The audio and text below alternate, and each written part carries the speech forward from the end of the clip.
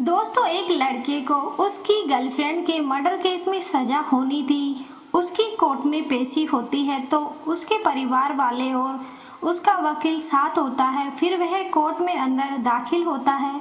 उस कोर्ट में फैसला सुनाने के लिए महिला जज की नियुक्ति हुई थी। वो जैसे ही महिला जज को देखता है तो उसकी आंखें फटी की फटी रह जाती है, और जब वो महिला जज उस व्यक्ति को देखती है तो बस देखती ही रह जाती है, क्योंकि वो महिला जज कोई और नहीं बल्कि उसी की तलाकशुदा पत्नी सलोनी यादव होती है, जो कि अब एक जज बन गई थी। दोस्तों, कहानी बहुत ही अद्भुत है। आइए जानते हैं कि मुजरिम की तलाकशुदा पत्नी उसके हक में क्या फैसला करती है और कैसे ये दोनों एक दूसरे से अलग हो जाते हैं। क्या सलोनी अपने पति को बचाएगी या उसकी सजा बरकरार रखेगी।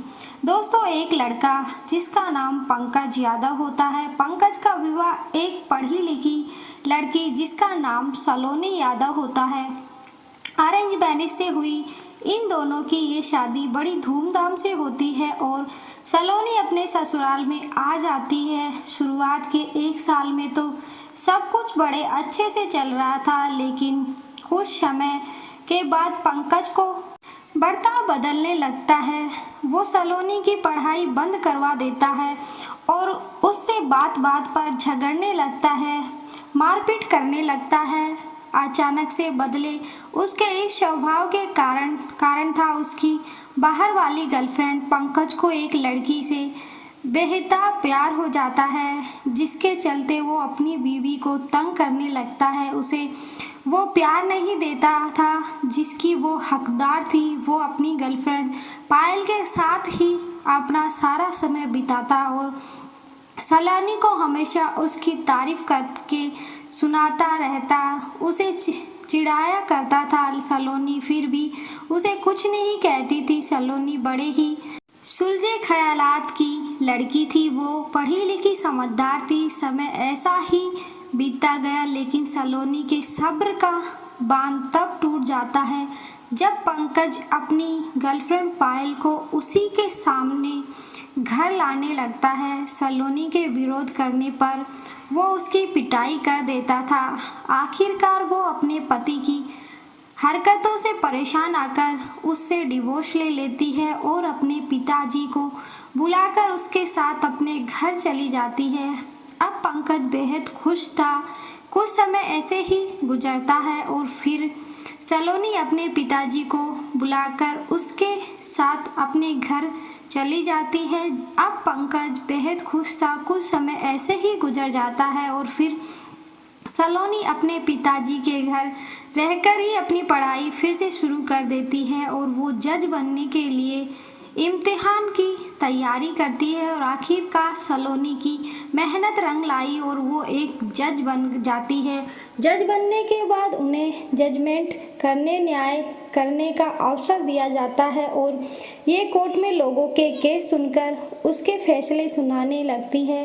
दोस्तों, पंकज अपनी गर्लफ्रेंड पायल के चक्कर में इतना पागल हो गया था कि वो बस पूरे दिन शराब पीता और नशा करता। दोस्तों, कहानी बड़ी ही रोमांचक है। आखिर पंकज की तलाकशुदा पत्नी को उस पर दया आई थी या नहीं? क्या वो उसे फांसी पर लटका देती है? दोस्तों, पायल हमेशा पंकज के साथ ही रहती थी, लेकिन एक दिन ऐसा गजब हो जाता है कि पंकज की गर्लफ्रेंड पायल का कोई कत्ल कर देता है। उसकी हत्या कर दी जाती है। मर्डर होने के बाद सारे सबूत, सारे इल्जाम पंकज के खिलाफ ही निकलते हैं, क्योंकि ये मर्डर पंकज के घर पर ही हुआ था।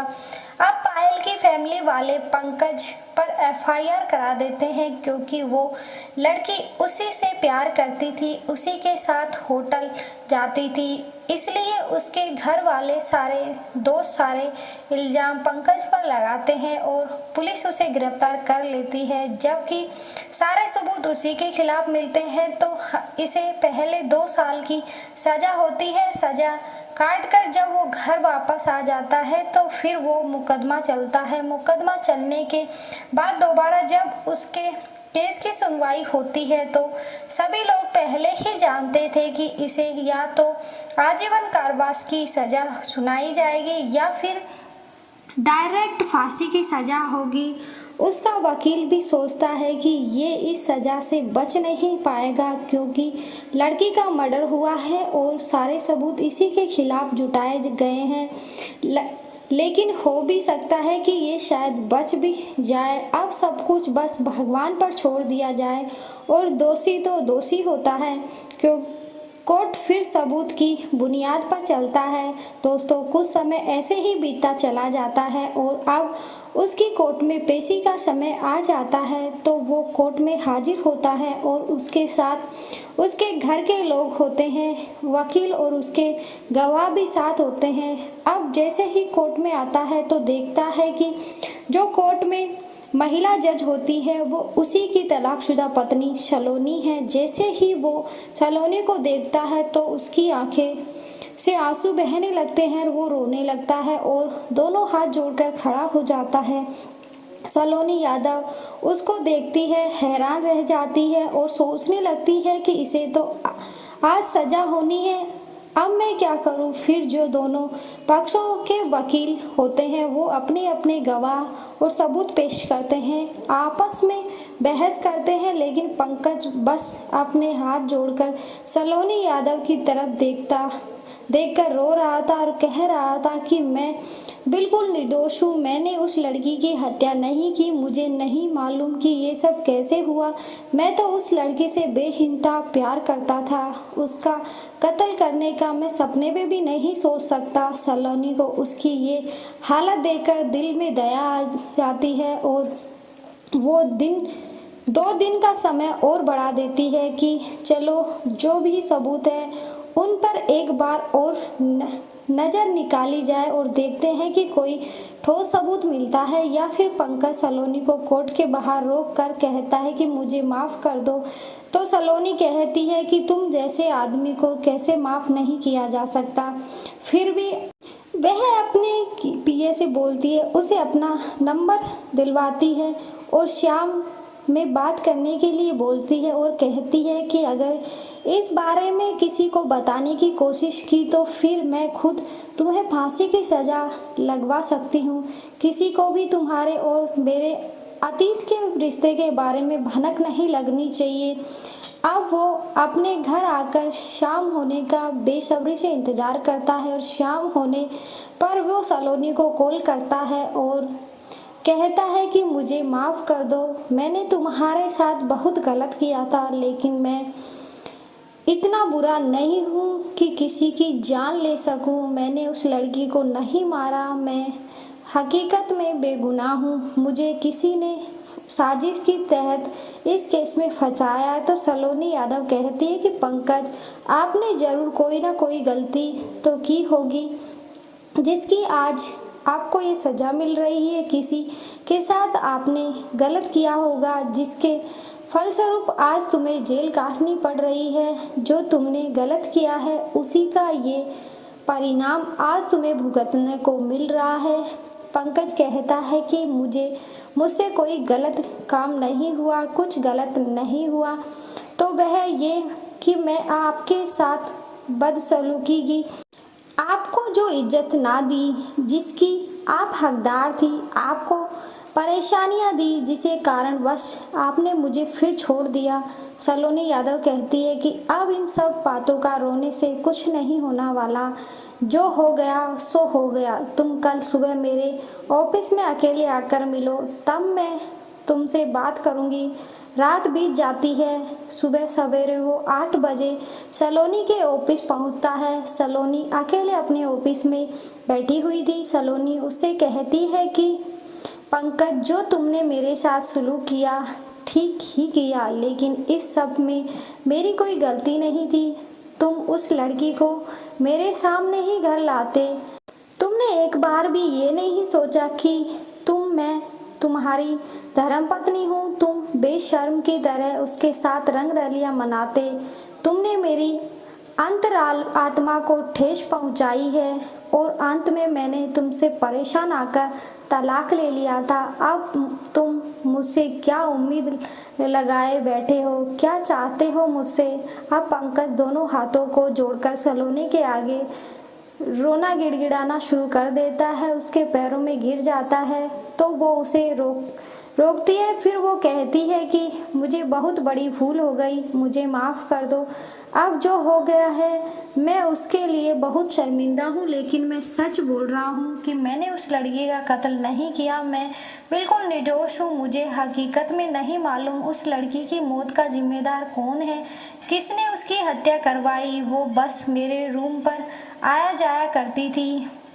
अब आप ही मुझे जेल की सलाखों के पीछे से निकाल सकती हैं। और वो कहता है कि अब आप मुझे अपनाना चाहे तो अपना भी सकती हैं, पर मैं इससे आगे अब कुछ कह नहीं सकता। तो सलोनी उसकी ये बात सुनकर गुस्सा हो जाती है और गुस्से में कहती है कि अपनाने की बात तो अपने दिमाग से निकाल ही दो। मैं पहले ही डिवोर्स ले चुकी हूँ, अपनाने का तो कोई ख्याल ही छोड़ दो।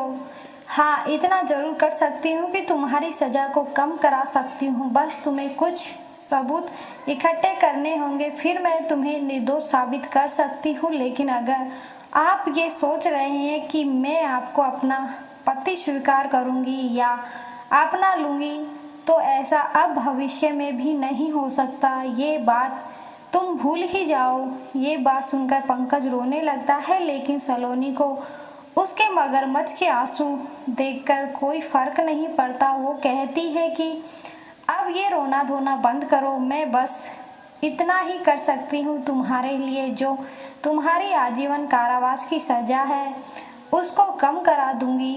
इसके बाद तुम अपनी ज़िंदगी की नई शुरुआत कर लेना, चाहे तो दूसरा विवाह कर लेना, लेकिन ये बात बिल्कुल भी मत सोचना, क्योंकि तुम वही इंसान हो जो किसी के दुख दर्द को नहीं समझते, बस अपनी ख्वाहिशों को पूरा करने के लिए दूसरों के दिलों से खिलवाड़ करना जानते हो। मैं परेशान रहती हूँ, तुमसे हाथ जोड़कर विनती करती हूँ कि लेकिन तुम हमेशा अपनी उस गर्लफ्रेंड को तवज्जो दिया करते थे जो मेरे विरोध करने पर मुझे खूब पीटते थे। मैं वही सलोनी यादव आज एक जज हूँ। मैं अब तुम्हारे साथ जो चाहे वो कर सकती हूँ, लेकिन मैं तुम्हारी तरह नहीं हूँ। मैंने तुम्हें अपना पति माना था, पर तुमने अपना पति धर्म कभी निभाया ही नहीं और मुझे मजबूर कर दिया तलाक लेने के लिए।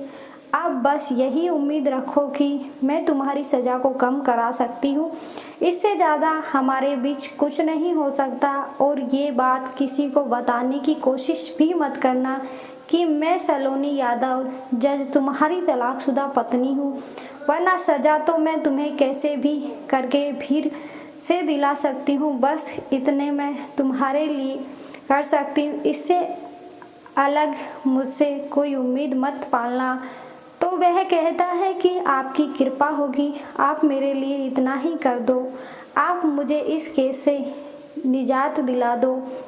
सलोनी कहती है कि ठीक है, अब तुम अपने घर जा सकते हो, जो भी कल कोर्ट में होगा देख लेंगे। अब अगले दिन कोर्ट में फैसला सुनाया जाता है तो सलोनी यादव कुछ ना कुछ सबूतों को निकालकर उसको रिहा कर देती है। चूँकि उसने वो कत्ल किया तो था ही नहीं, तो वो आसानी से बाइज्जत बरी हो जाता है। अगर सलोनी यादव उसके केस में दिलचस्पी ना लेती तो या शायद उसे उम्र कैद की सज़ा तो होना पक्की ही थी। बरी होने के बाद वो सलोनी के पास मिठाई लेकर जाता है तो सलोनी कहती है, ये मिठाई तुम अनाथ बच्चों को बांट दो और आइंदा से कोई गलत काम मत करना, कोई गलत कदम मत उठाना, और ये बात जीवन में भी कभी किसी से मत बताना कि तुम्हारी तलाकशुदा पत्नी थी तो मैंने तुम्हें रिहा करा दिया, क्योंकि तुम रिहा करने काबिल तो नहीं हो, लेकिन मैंने फिर भी तुम्हें एक मौका दिया है। अब आप जाइए दोस्तों। अब ये हमेशा के लिए एक दूसरे से बहुत दूर चले जाते हैं। पंकज किसी दूसरे शहर में चला जाता है और सलोनी भी अपनी ज़िंदगी में व्यस्त हो जाती है। दोस्तों, अब आप लोग सोचकर कमेंट बॉक्स में ज़रूर बताना, क्या सलोनी ने पंकज के साथ सही किया?